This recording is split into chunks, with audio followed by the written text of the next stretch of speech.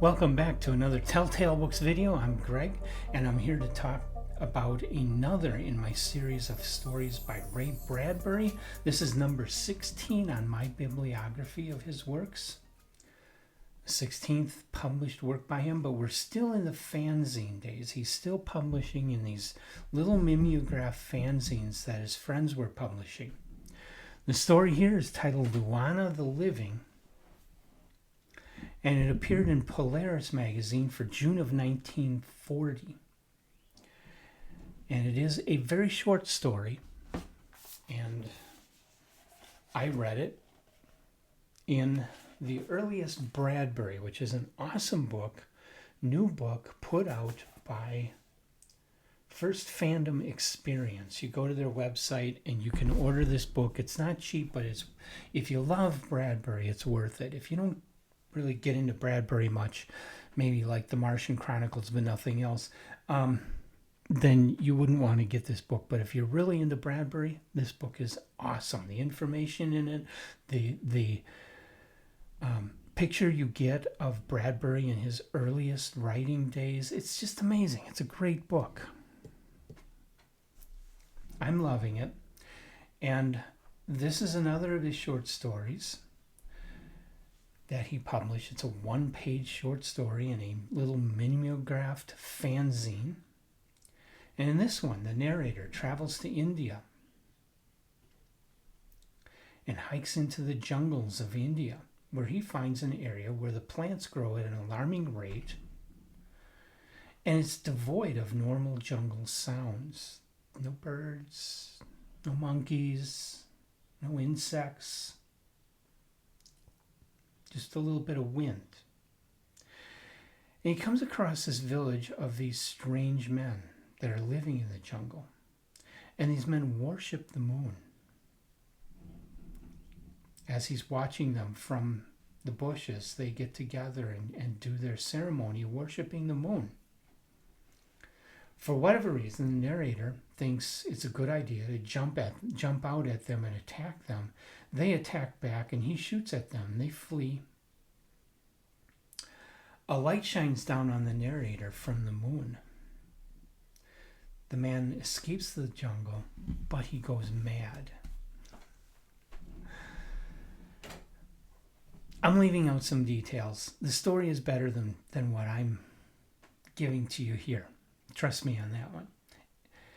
It's a much more serious tone. Unlike the rest of what I've been reading by Bradbury in these fanzines is mostly done tongue-in-cheek. They're satirical, they're funny, making fun of his other fan friends in California, around the Los Angeles area, making fun of well-known science fiction fan personalities and well-known magazine editors.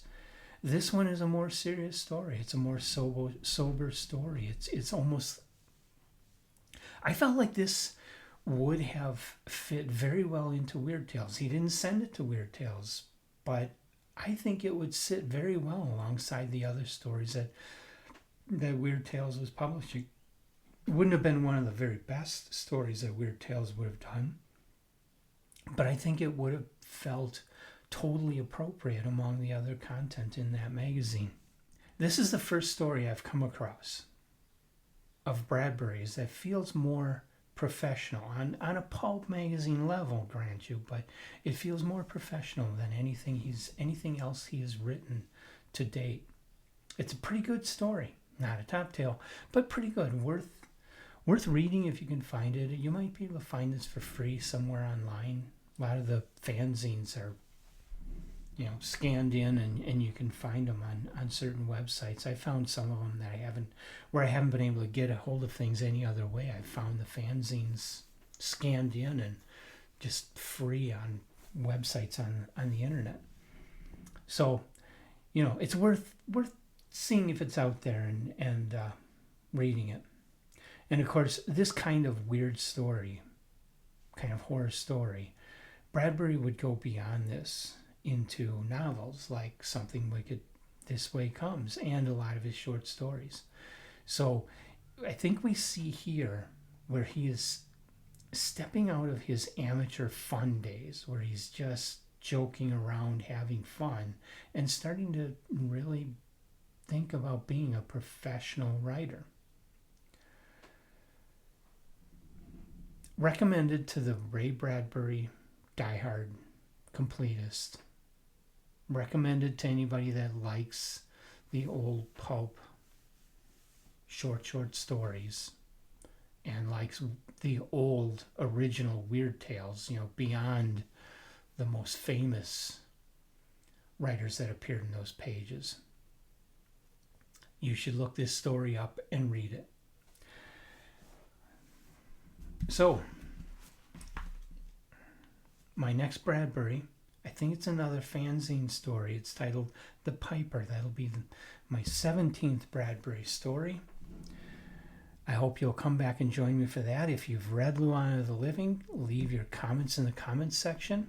Definitely hit the like and subscribe buttons. I've been forgetting to say that in my videos lately.